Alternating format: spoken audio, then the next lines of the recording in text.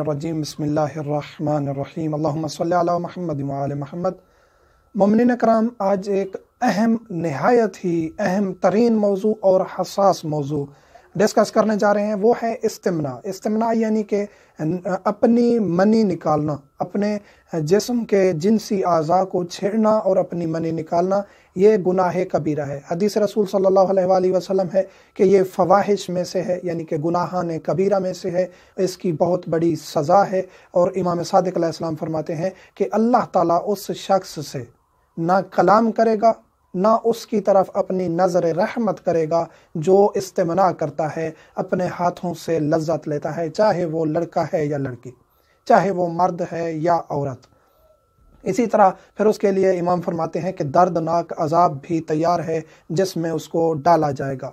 और ये इसके बारे में काफ़ी रिवायात और सख्त तरीन रिवायात मौजूद हैं कि ये इस्तिमना कितनी बड़ी लानत है और कितनी बड़ी मुसीबत है, जिसमें आज का तकरीबन 80% एक मोहतात अंदाजे के मुताबिक और यूरोपियन ममालिक में 90% तबका, जिसमें तकरीबन मर्द अक्सर हैं, 90% मर्द हैं, तो ख़वातीन भी 70% जिसमें मुब्तला हैं। ये ऑनलाइन एक सर्च के मुताबिक जो ख़ुद को लज्जत देने के लिए अपनी मनी निकालते हैं। तो ये बहुत बड़ा गुनाह है और इसके बहुत सारे मनफी असरात भी हैं। वालिदैन को चाहिए कि औलाद की तरबियत सही करें। जो ही औलाद जवानी की दहलीज पे कदम रखे, उन पर सख्त कड़ी नज़र रखें। घर में आप कहते हैं कि घर में हमारा माहौल जी बहुत साफ़ सुथरा है, पाकीज़ा है, इसमें कोई शक नहीं, आप अपना माहौल घर पे पाकीज़ा रख सकते हैं। लेकिन स्कूल कॉलेज का माहौल आजकल पाकीज़ा नहीं रहा। आजकल मनशियात जो हैं वो आम हो चुकी हैं कॉलेजेस में, स्कूल्स में। आजकल हर बच्ची के पास मोबाइल है, टच मोबाइल है, ऑनलाइन ब्राउजिंग हो रही है, तो वो हर चीज़ देख सकते हैं। तो पहले तो यह है कि हमारी हुकूमतों को चाहिए कि वो ऐसी वेबसाइट्स ब्लॉक कर दें जिन पर नज़र पड़ते ही शहवत उभरती है। दूसरा यह वालिदैन की ज़िम्मेदारी है कि वो बच्चों पर नज़र रखें। अगर बच्चा स्कूल से वापस आते ही तन्हाई पसंद हो रहा है, कुछ देर अपने आप को तन्हाई में रखना शुरू कर रहा है, तो आप उसके ऊपर नज़र रखें, कड़ी नज़र रखें, ताकि वो किसी ऐसी चीज़ में मुब्तला ना हो। वालिदैन की जो नज़र होती है उसमें शफ़क़त भी होती है, सख्ती भी होती है। दोनों पहलू मलहूज़ नज़र रखने चाहिए। ना हद से ज़्यादा सख्ती करनी चाहिए, ना हद से ज़्यादा नरमी करनी चाहिए। इस्तिमना अहादीस और रिवायात से साबित है। इस्तिमना यानी कि अपनी मनी निकालना, इसकी हुर्मत साबित है, हराम है, फेले हराम है, गुनाह कबीरा है। ये मसाइल बहुत ज़रूरी हैं डिस्कस करना। और जो मोमिनीन समझते हैं कि हम दुरुस्त कर रहे हैं, वो दुआएं भी देते हैं और कमेंट्स में भी हमें अप्रिशिएट करते हैं, और फ़ोन करके भी बाज़ मोमिनीन दुआएं देते हैं कि आप हमारे बच्चों की इस्लाह करें। कुछ कम इल्म है जो जहालत की हद तक पहुँचे हुए हैं, उनको फिर ये चीज़ें अजीब लगती हैं और फिर वो बाज़ औक़ात हमें गालियाँ भी देते हैं या बुरी बातें करते हैं। हमें इन चीज़ों की परवाह नहीं है। अपने हाथ से अपनी मनी निकालना, चाहे वो मर्द हो या औरत हो, जायज़ नहीं है। औरत की मनी और मर्द की मनी, इसके बारे में हम तफसील डिस्कस कर चुके हैं रतूबत वाली वीडियो में, कि जो मर्द औरत की रतूबत निकलती है उसमें और मनी में क्या फ़र्क है, लिकोरी और मनी में क्या फ़र्क है। उस वीडियो का लिंक हम डिस्क्रिप्शन में दे देंगे ताकि आपके लिए क्लियर हो जाए कि मनी और रतूबत में क्या फ़र्क है, मर्द की भी औरत की भी।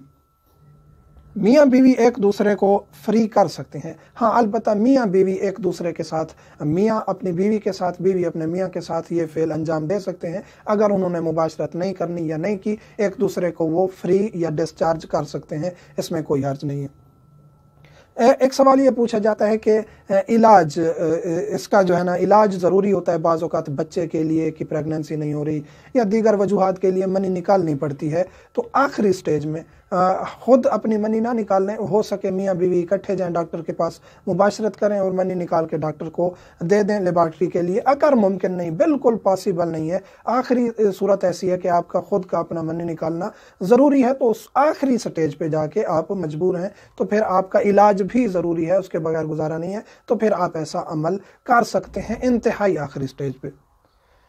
और इससे अगर ऐसा किसी ने किया है, लड़के ने या लड़की ने, ये सबसे बड़ा जो मुसीबत है वो ये है इंटरनेट पे ऐसी चीज़ें देखना।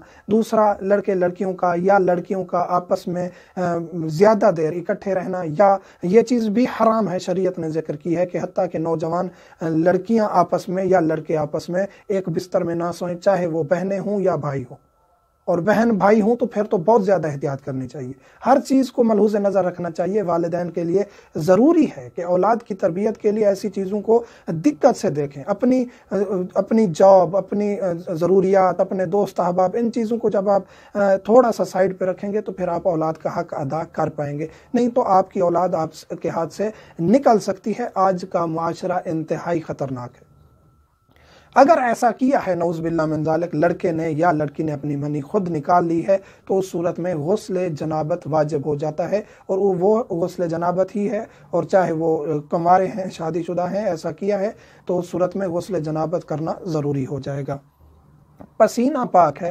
بعض علماء کہتے ہیں کہ پسینہ نجس ہے، لیکن اکثر علماء کے نزدیک پسینہ پاک ہے، لیکن اجتناب کرنا چاہیے. ایسا شخص جو حرام کی وجہ سے مجنب ہو جائے، جنابت اس پر واجب ہو جائے، تو اس کا پسینہ نجس نہیں ہے، لیکن اجتناب کرنا چاہیے. اس کا معاشرے میں ابدی نقصان ہے. یہ وہ فعل ہیں جس کا ایک تو گناہ ہے، حرام ہے، گناہ کبیرہ ہے، سزا ہے، لعنت ہے، اللہ نے لعنت کی ہے، لیکن اس کے نقصانات معاشرے میں بھی بہت زیادہ ہیں. پہلا یہ ہے کہ جسمانی کمزوری. ڈاکٹرز بھی اس کی تحقیق کر چکے ہیں کہ جو ایسا کرتا ہے اس کا جسم کمزور ہو جاتا ہے، فزیکلی وہ بہت کمزور ہو جاتا ہے. تو ایسا کرنے سے یعنی کہ حتیٰ کہ یہ کہا گیا کہ ایک دفعہ میاں بیوی مباشرت کرتے ہیں، اگر اس کے مقابلے میں ایک شخص خود اپنی منی نکالتا ہے، استمناء کرتا ہے، تو وہ 10 دفعہ مباشرت کرنے سے بھی زیادہ خطرناک ہے. تو جو مباشرت ہے ایک شرعی طریقہ ہے میاں بیوی کا، اس سے انسان کمزور نہیں ہوتا، اس سے انسان کی طاقت مزید بڑھتی ہے. یہ ایک قدرتی طور پہ ایک فعل ہے. ظاہری طور پہ کمزوری ہوتی ہے، لیکن اللہ اس کو مزید طاقت عطا کرتا ہے. اسی طرح ازدواجی زندگی متاثر ہوتی ہے. کافی ایسے روزانہ کے مسائل سننے پڑتے ہیں مومنین کے، مومنات کے، کہ ازدواجی زندگی خراب ہو گئی ہے. بعض اوقات مرد جو ہے شادی کے کچھ عرصہ کے بعد اس قابل نہیں رہتے کہ وہ اپنی زوجہ کو مطمئن کر سکیں فزیکلی طور پہ.